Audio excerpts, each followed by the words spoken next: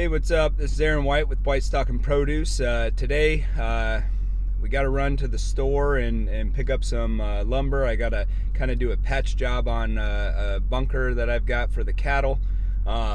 Just been a busy weekend. Between the kids, my wife, myself, there's always something happening, always something to do. The other day I went over, checked my cows. My feed bunk was missing a board in it, and so it wouldn't work. So I tried to patch it up the best I could, and I started thinking, I'm like, well, might as well just build a new one. Well, it's frozen in the ground, it's stuck there, so I just figure I'm going to patch it up until the spring when it thaws out. I mean, it's 19 degrees right now. It's going to be in there probably for the rest of winter, so I'm going to try and patch it up the best I can so that I can continue to do the job. And then the spring, probably even summer, because once spring rolls around, we'll be in the field. Too much to do. Anyway, so that's what I got to do right now. Got to head over to the store, buy the lumber and all the stuff, the supplies that I need to help patch it up. And then we'll head over to the cows and get that fixed up. You know, one thing with farming, that's what you're always doing, is patching things up, limping through the season, trying to get you to the next one, and then you try to buy something new or fix it up even better. But anyway, we're limping along right now, so let's go ahead, head to the store and get what we need.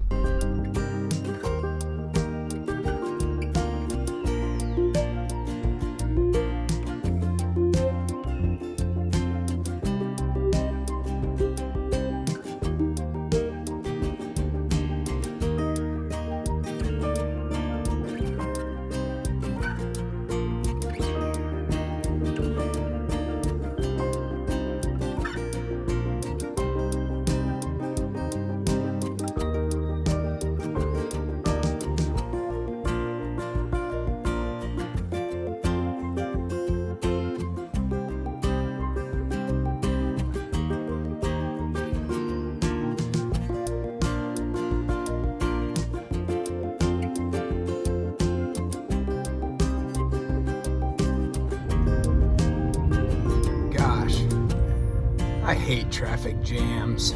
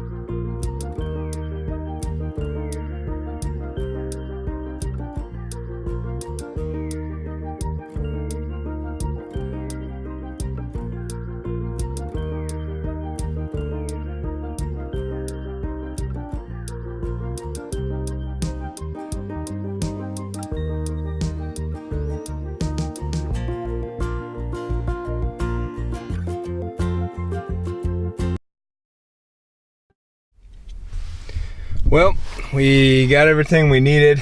Kind of grabbed a couple different things that don't really need, but that's what happens when you go into a store like that.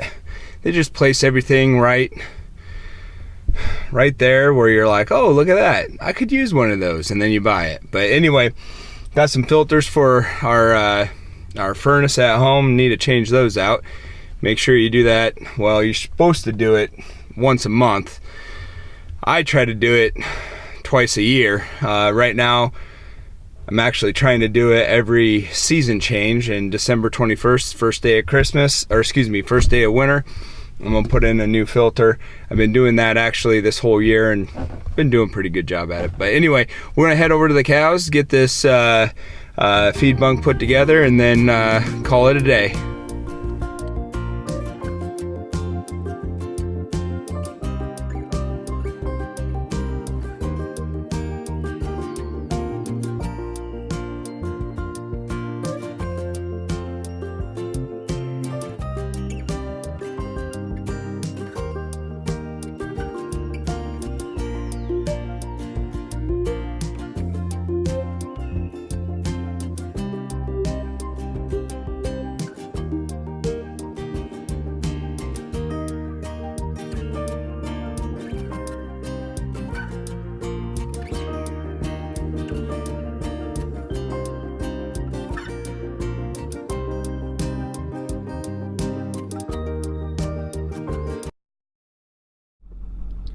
Well, we made it, and now the snow's starting to come down a little bit, but that's all right. That won't stop us. I'll kind of get out here and kind of show you what I'm talking about, how it kind of broke. I mean, these feed bunks they're old. I mean, where my cattle are, the old boy here, he made these, and you know, he just recently passed away. He was like 90, 94. And so I don't know how old they are exactly, but they're pretty old and they held up pretty good. So once I get those kind of put together, kind of do chores while I'm over here, and we'll be done.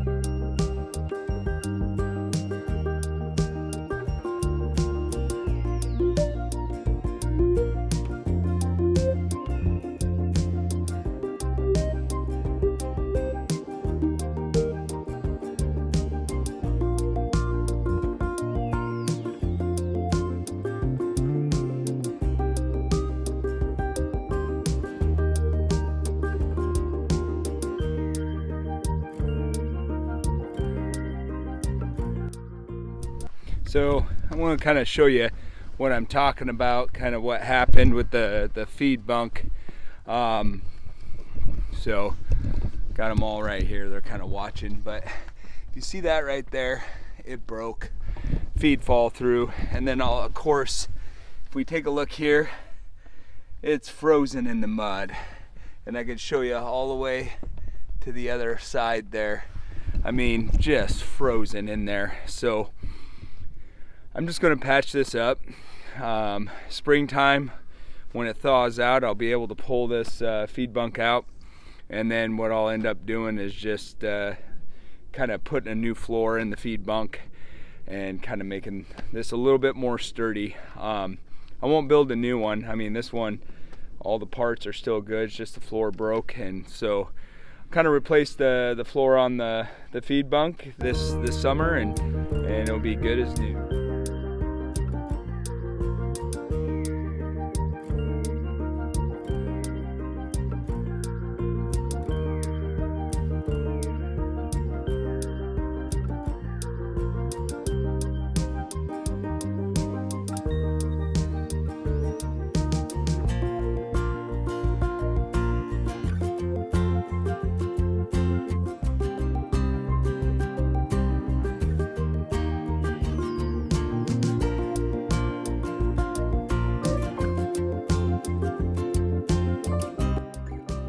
Well, got it done. It didn't take too long. Got some other pieces left, but see behind me, good as new. So now just got to do some chores, and then kind of check on the cows and make sure their water's good. We start to run into little problems because their water comes from a pond, and so it's a little dirty, and kind of the valve that controls the water gets full of muck and stuff like that, and then it doesn't shut off properly and runs all the time.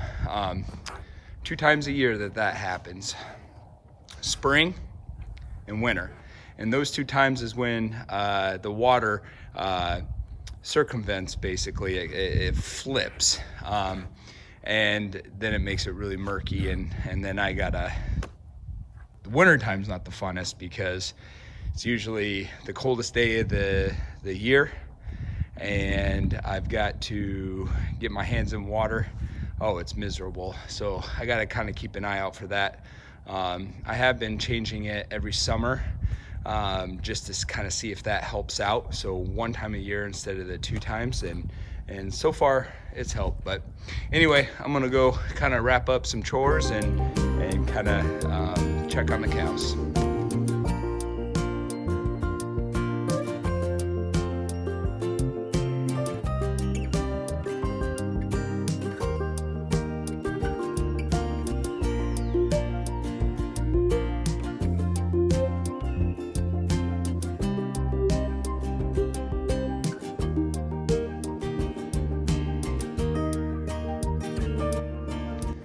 Well, got done feeding the calves. Snow's coming down pretty good, but figured I'd go out, check on the cows, check their water. That's where I'm heading over right now. But get a lot of people to ask me, how do I feed out my cows? I do 2 different types of feeding out. First one, I'll do grain and grass fed. So essentially what that means is 80% of their life, water's good, not frozen. It means the heater's on, that's good. All right, it's not overflowing, so I don't have to change that. Anyway, I do 80% of their lives, they get grass, and then the last 20%, usually it's about a month to 2 months before they head to butcher. I start giving them a little grain to give them a little bit of fat. I personally like that. And then the other way is just grass fed. We know got a lot of customers that like the benefits of just the grass fed. So you know, there's different ways that you can go about doing it. Might as well just capitalize on you know, the market that everyone wants. Is it a little bit more work and management with my cows? Yes, but I have a small herd, you know, 25 cow-calf pairs, which I hold back. This year I held back 10 to feed out via grass-fed or through the 20% grain at the end of their days before they go to the butcher. So, you know, I'm trying to capitalize on both markets with that. So anyway, we're heading over here to the cows, so we'll kind of check on them. So as I'm heading out here, another thing I like to talk about, I like to do a little thing called bale grazing. And what bale grazing is where I put the hay in either the pasture or the row crop ground that I rent. And what that allows me to do is capture the nutrients that the cows release through their dung and their urine. A couple years ago I did a video on it, and I've been really pleased with it. This year, this row crop field, this is where I got them now, has been in beans, and so you can kind of see behind me there, was in beans, and so now I got them out here going to corn. You got to be kind of careful when you do that. You got to make sure they eat up all of the grass, because if there's anything that's left there, you know, the corn doesn't like to compete with it, and so you could get a yield drag with that. But anyway, we're getting out here to the cows, seeing what they're doing. So here we are.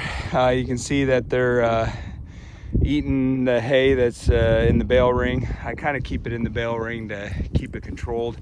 I don't want them to waste too much of the hay, but if you can take a look at the ground, it's a lot of trash, which is good because that allows more organic matter to be mixed into the soil, which you know, has a whole load of benefits for the crop that you're raising. So snow's starting to come down pretty good, but I got 2 bale rings. I actually got 3, but the other bale ring doesn't really have too much in it, and I decided to kind of wait off. I want them to eat that all the way down before I give them any more hay. But the benefits of bale grazing I've seen has been tremendous for my crop, and so we'll kind of continue to do this and see how this you know, helps out my yield on this little 22 acres here.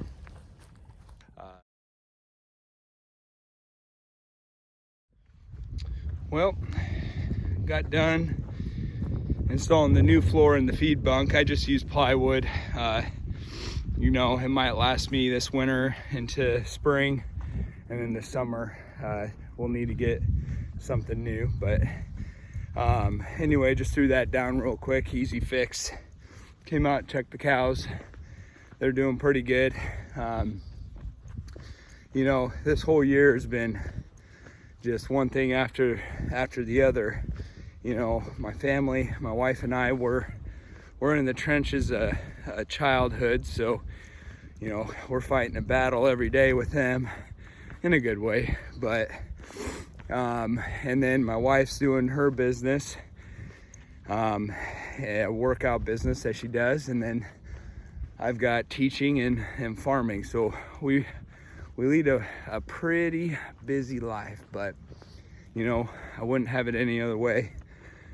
They often say, you know, idle hands is the devil's workshop. So I like to keep myself busy, get out here, work, do what I can, and then get home, spend time with my family. Anyway, well, I hope you enjoyed the video.